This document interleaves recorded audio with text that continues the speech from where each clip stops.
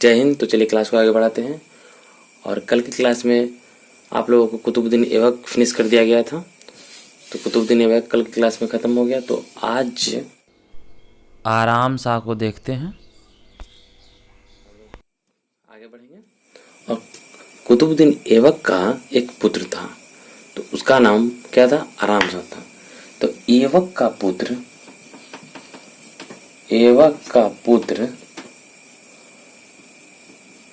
का नाम आराम शाह था।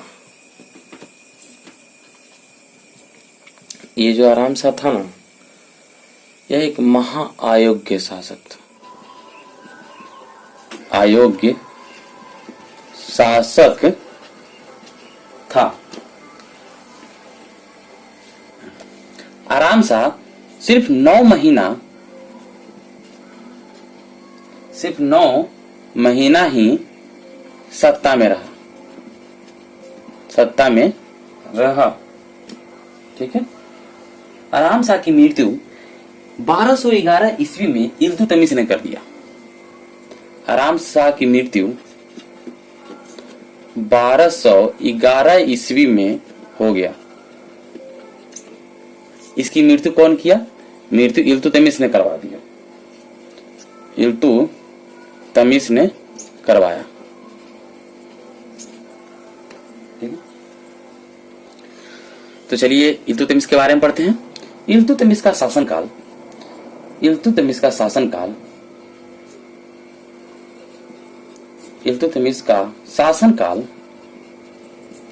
कब से कब तक था? तो शासनकाल ये 1211 से लेकर के 1236 ईस्वी तक रहा। इसका शासनकाल भी पूछता है, तो आप लोग इसे ध्यान से रखिएगा। इल्तुतमिश को दिल्ली सल्तनत का वास्तविक संस्थापक कहा जाता है। दिल्ली सल्तनत का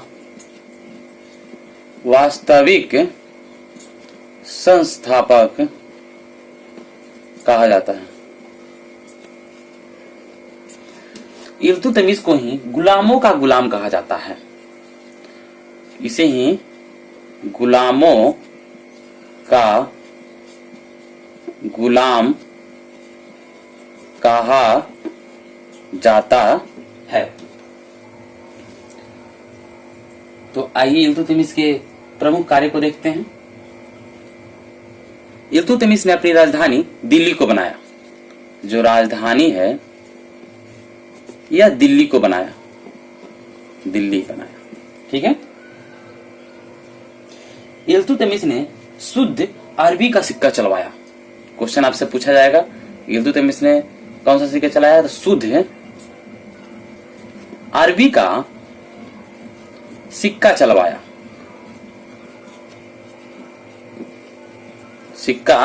चलवाया। आप लोग राइटिंग पे नहीं जाइएगा, मेरा राइटिंग पहले से ही खराब है, तो आप लोग बस कंटेंट पे ध्यान दीजिए। तो इल्तुतमिश ने इक्तादारी व्यवस्था शुरुआत किया।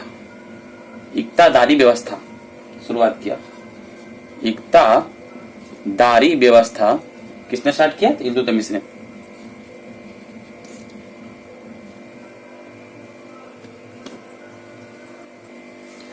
इल्तुतमिश ने 40 दल का निर्माण करवाया।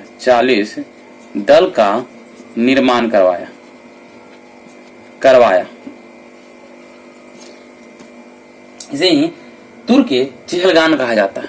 क्या कहा जाता है? तुर्क ए चहलगान का इसे ही कहा जाता है। ठीक है। इल्तुतमिश के शासन काल में पहली बार 1226 ईस्वी में मंगोल चंगेज खान ने दिल्ली पर आक्रमण किया। इल्तुतमिश के समय 1206 ईस्वी में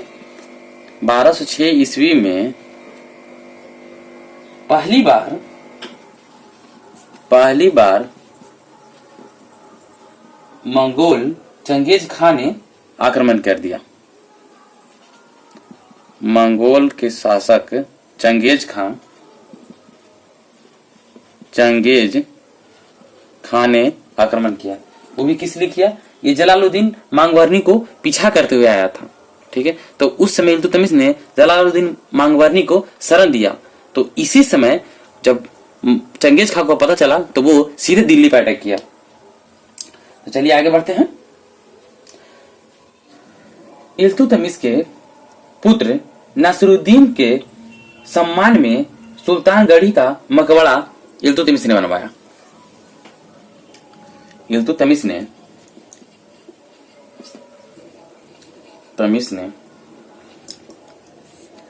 अपने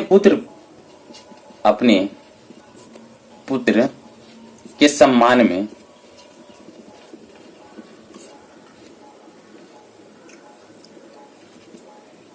सुल्तानगढ़ी का मकबरा बनवाया। सुल्तानगढ़ी का मकबरा बनवाया।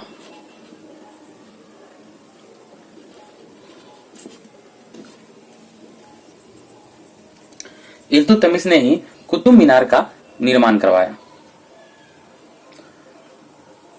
कुतुब मीनार का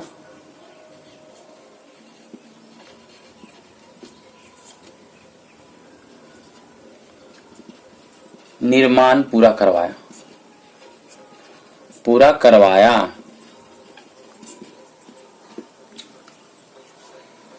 इल्तुतमिश को दो प्रसिद्ध उपाधियां मिली थी।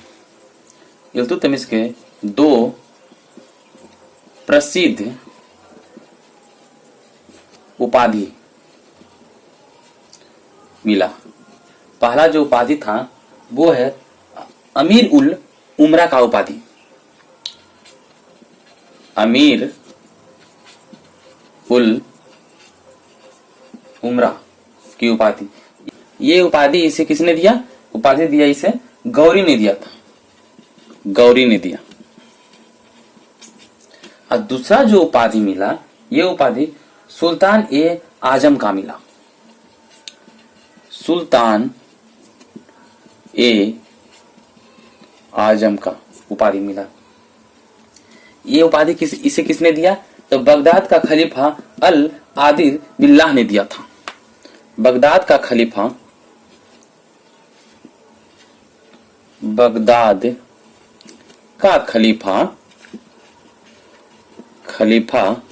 जो था वो है अल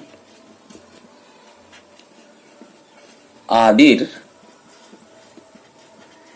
बिल्ला। इसी ने इल्तुतमिश को सुल्तान ए आजम की उपाधि दिया था। तो चलिए आगे बढ़ते हैं। इल्तुतमिश ने सेना का गठन किया एवं इसके देखरेख के लिए एक विभाग बनवाया जिसका नाम दीवान ए आरिज बोलते हैं। ठीक है। और इसी को ही दीवान ए अर्ज भी कहा जाता है। इल्तुतमिश ने सेना का गठन किया और इसकी देखरेख में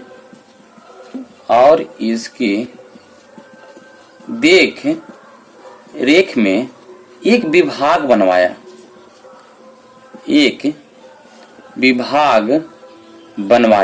जिसका जो विभाग का नाम क्या था? वो था दीवान ए आरिज। सेना का जो विभाग था। तो इल्तुतमिश ने सेना के लिए जो विभाग बनाया उसे दीवान ए आरिज बोलते हैं। लेकिन ध्यान दीजिएगा, अगर आपसे बोल दिया जाए कि दीवान ए अर्ज अगर क्वेश्चन में आ जाए तो इसका जो ये विभाग बनवाया, इस विभाग को इल्तुतमिश ने नहीं बल्कि बलबन ने बनवाया। ये नहीं कि इल्तुतमिश मार दीजिएगा, ये विभाग बनवाया वो बलबन ने बनवाया। ठीक है। तो दीवान ए आरिज को ही आगे चलकर बलबन ने दीवान ए अर्ज कर दिया।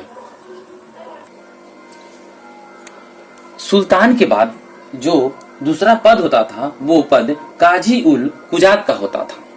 ठीक है। सुल्तान के बाद जो दूसरा पद होता था वो काजी उल कुजात का होता था। सुल्तान के बाद दूसरा पद जो होता था वो होता था काजी उल कुजात का। ये काजी उल कुजात का जो गठन किया वो इल्तुतमिश ने किया। गठन किसने किया? इल्तुतमिश ने किया। ये काफी बार पेपर में आप लोगों को क्वेश्चन पूछा गया है, तो ध्यान से पढ़िएगा। यह काजी उल कुजात जो पद होता था वो न्याय करने वाला पद होता था। न्याय करने वाला पद, एकदम रट के जाना है आप लोगों को। तो चलिए इसको मिटाकर आगे बढ़ते हैं।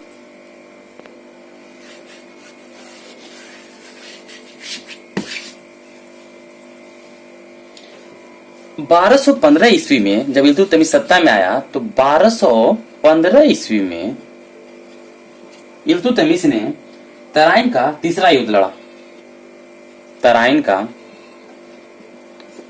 का तीसरा युद्ध लड़ा। इसमें इल्तुतमिश ने एल्दौज को हत्या कर दिया। एल्दौज की हत्या कर दिया। इल्तुतमिश ने एल्दौज को हत्या कर दिया। हत्या कर दिया। ये एल्दौज बड़ा बोल रहा था हमें दिल्ली चाहिए, दिल्ली चाहिए। इल्तुतमिश ने तराइन के तीसरे युद्ध में एल्दौज को तो हत्या कर दिया। एक और बचा था, वो था नसरुद्दीन कुवाचा। नसरुद्दीन कुवाचा को 1216 ईस्वी में के आसपास में 1216 ईस्वी के आसपास में नसरुद्दीन कुवाचा पर इल्तुतमिश ने धावा बोल दिया। नसीरुद्दीन कुवाचा पर धावा बोल दिया। धावा बोल दिया। कौन बोल दिया? तो इल्तुतमिश ने बोल दिया। तो नसरुद्दीन जान बचाने के लिए सिंधु नदी में छलांग लगा दिया। तो नसरुद्दीन को तो तैरने नहीं आता था। नसरुद्दीन ने क्या सोचा कि सिंधु नदी में छलांग लगा लेंगे और तैर कर पार कर जाएंगे, लेकिन नसरुद्दीन को तो तैरने नहीं आता था। तो वो गया, उसी में डूबा और उसी में डुबले रह गया। तो 1216 के आसपास में नसरुद्दीन की प्रधाव बोलकर उसकी भी हत्या हो गया। इल्तुतमिश ने इन दोनों को तो हटा दिया अपने रास्ते से। फिर इल्तुतमिश ने 1230 ईस्वी में, यही इल्तुतमिश 1230 ईस्वी में क्या किया? 1230 ईस्वी में बंगाल को दिल्ली सल्तनत का हिस्सा बनाया। बंगाल को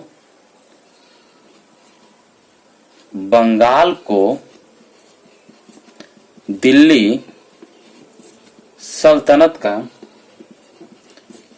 हिस्सा बनाया। कौन बनाया? ये इल्तुतमिश ने बनवाया। ये इल्तुतमिश,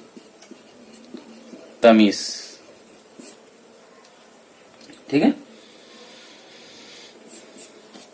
1230 ईस्वी में बंगाल को दिल्ली सल्तनत का हिस्सा ये कौन बनाया? ये इल्तुतमिश ने बनाया।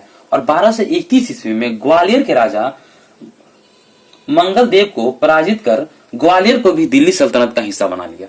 इल्तुतमिश ने 1231 ईस्वी में क्या किया? ग्वालियर के राजा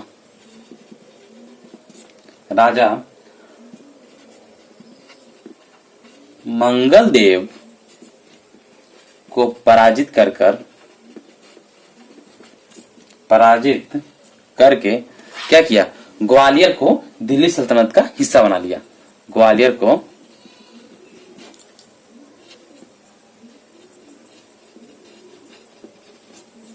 ग्वालियर को दिल्ली सल्तनत का हिस्सा बना लिया। तो ये काफी इंपॉर्टेंट क्वेश्चन है। तो आप लोग वीडियो को ध्यान से देखें और अपनी तैयारी को बेहतर बनाएं। और आप लोग वीडियो को शेयर भी कीजिए ताकि ये वीडियो बहुत से लोगों के पास पहुंचे और उनका तैयारी बेहतर हो। इल्तुतमिश की मृत्यु 1236 ईस्वी में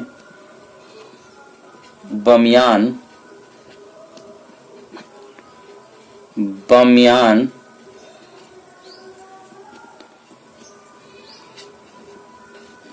अभियान से लौटते समय हो गया। लौटते समय हो गया। तो ये बामियान जो है वो अफगानिस्तान में पड़ता है। तो इल्तुतमिश की मृत्यु 1236 ईस्वी में बामियान अभियान से लौटते समय हो गया। तो चलिए इल्तुतमिश की 2 पत्नियां हैं, उनके बारे में चर्चा करते हैं। इल्तुतमिश की 2 पत्नियां के 2 पत्नी, इसके बारे में चर्चा करते हैं। एक पत्नी का नाम शाह तुर्कान है। शाह तुर्कान है। शाह तुर्कान है। यह ऐबक की पुत्री है। शाह तुर्कान यह ऐबक की पुत्री है। ऐबक की पुत्री, ठीक है। और जो दूसरी पत्नी है वो तुर्कान खातून है।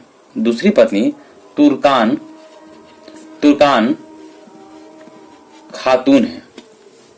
तुर्कान खातून की 2 बच्चे थे। एक था रजिया सुल्तान, एक थी रजिया सुल्तान, और दूसरा ये था बहराम शाह। बहराम शाह एक अयोग्य शासक था, ठीक है। तो इल्तुतमिश के बाद सत्ता में रुकुद्दीन फिरोज आया, ठीक है। रुकुद्दीन फिरोज, ये आप लोग को नया नाम लगा होगा। तो ये रुकुद्दीन फिरोज ये शाह तुर्कान का पुत्र था। ये पुत्र था शाह तुर्कान का, रुकुद्दीन